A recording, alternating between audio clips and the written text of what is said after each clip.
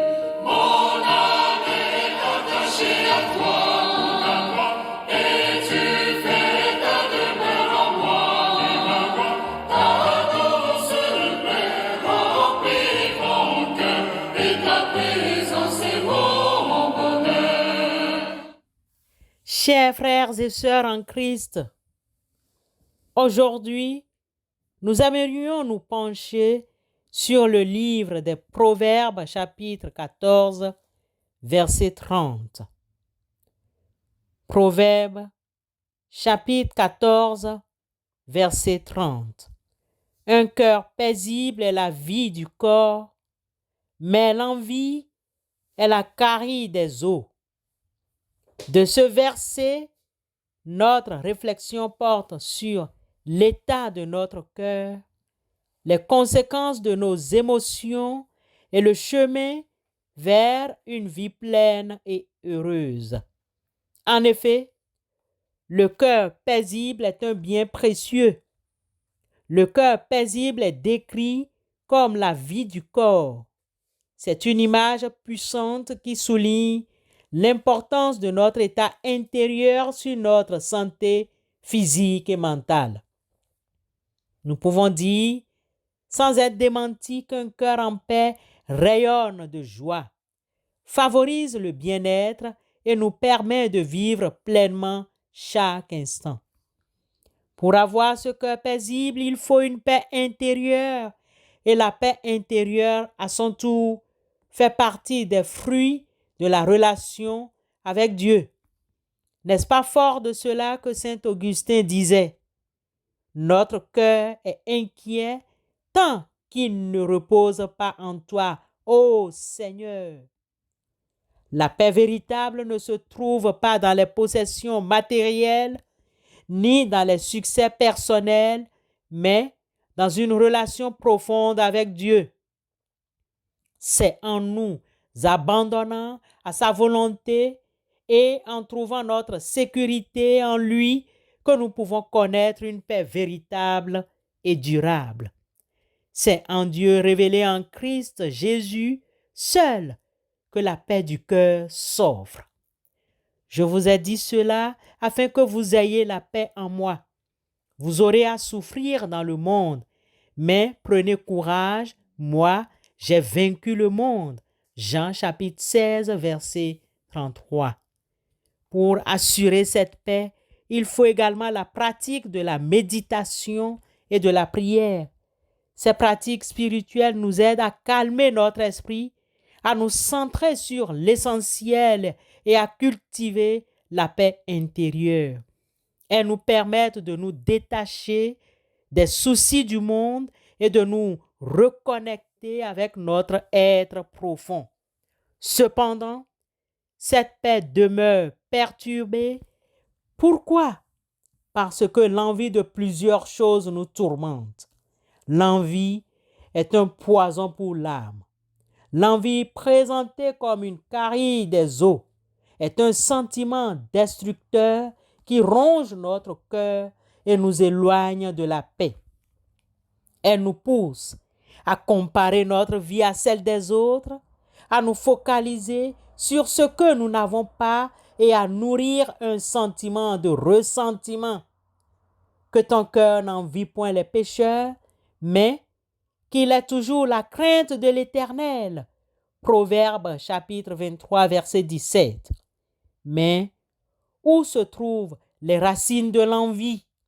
L'envie est souvent liée à l'insécurité, au manque d'estime de soi et à une vision matérialiste du bonheur. Elle nous pousse à rechercher la validation extérieure et à nous définir par rapport aux autres.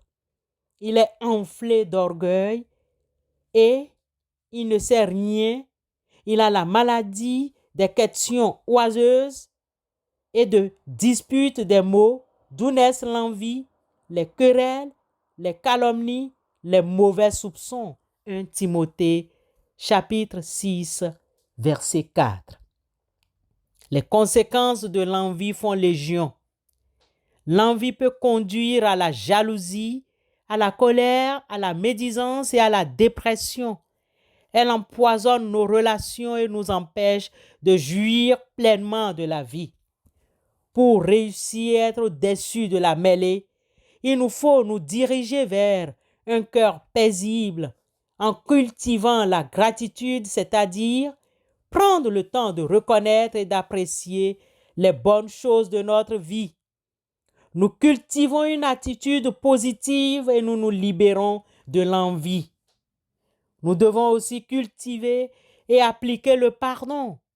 Le pardon envers soi-même et envers les autres nous libère du poids du passé et nous permet d'avancer vers l'avenir avec sérénité. Soyez bons et compréhensifs les uns envers les autres. Pardonnez-vous réciproquement comme Dieu vous a pardonné en Christ. Éphésiens chapitre 4, verset 32. Enfin, nous devons rendre service aux autres. En nous mettant au service des autres, nous sortons de nous-mêmes et nous trouvons un sens à notre vie.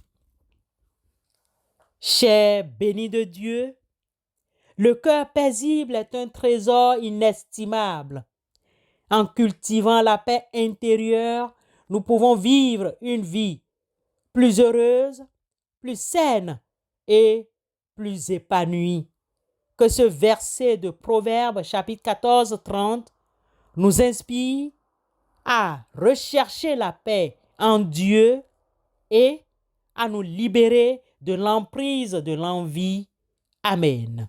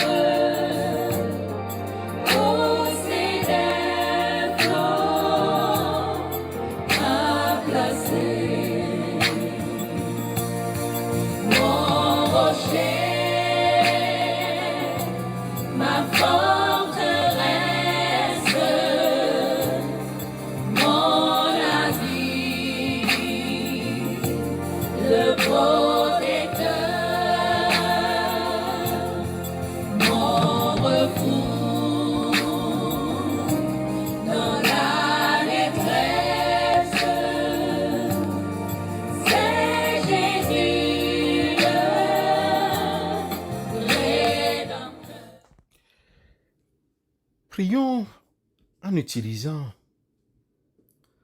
les versets du psaume 117, après cette méditation. Louez l'Éternel, vous toutes les nations. Célébrez-le, vous tous les peuples, car sa bonté pour nous est grande et sa fidélité dure à toujours. Louez l'Éternel. Amen. Écoute ton Dieu t'appelle, viens, suis-moi, lève-toi et ne crains pas de marcher avec lui.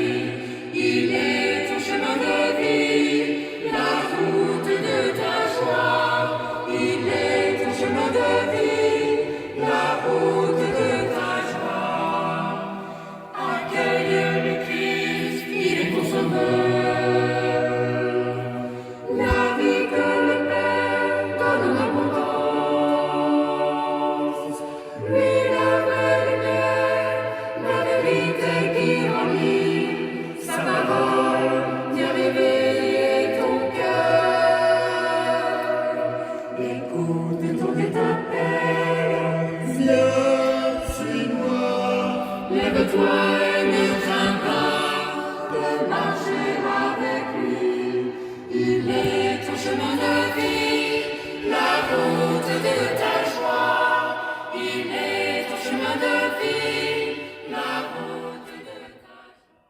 Recevons la bénédiction de la part de notre Dieu.